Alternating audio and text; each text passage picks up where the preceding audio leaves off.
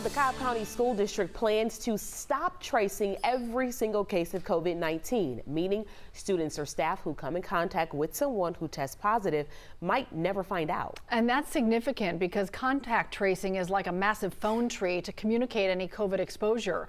Early in the pandemic, the state health department and the CDC both said that contact tracing was a key to slowing the spread. But now Governor Kemp has shared new guidance that says the practice may not always be possible.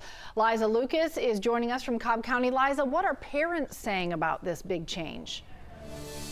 Yeah, we had a chance to speak with a lot of them both on and off camera, and we were told that this was very unexpected switch by the district. One, they say that did not have any input from parents, and some actually told us that they felt like that contact tracing process was their last line of defense when it comes to COVID-19.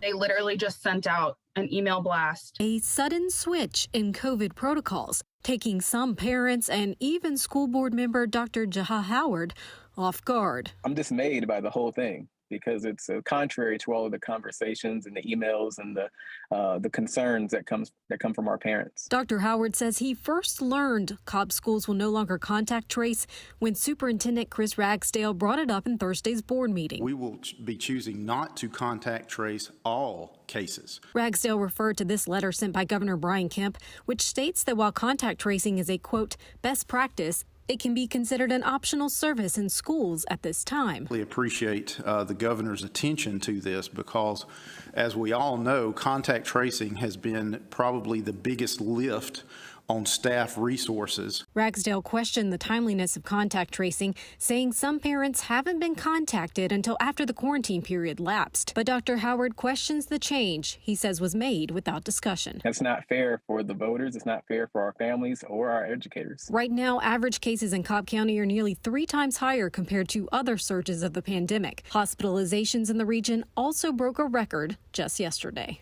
As parents, we're kind of asking for the bare minimum right now. For me, contact tracing and isolation periods and quarantining for positive cases was kind of our last line of defense. We did reach out to the superintendent's office for comment, and we're told he was not free to speak with us. And we also reached out to board members for their perspective as well. We haven't heard back as of yet, but we have compiled a full story for you with all the new protocols and everything. You can read about it on 11alive.com. Sending it back to you. All right, Liza, thank you. And of course, the district is reminding parents to not send sick students to school.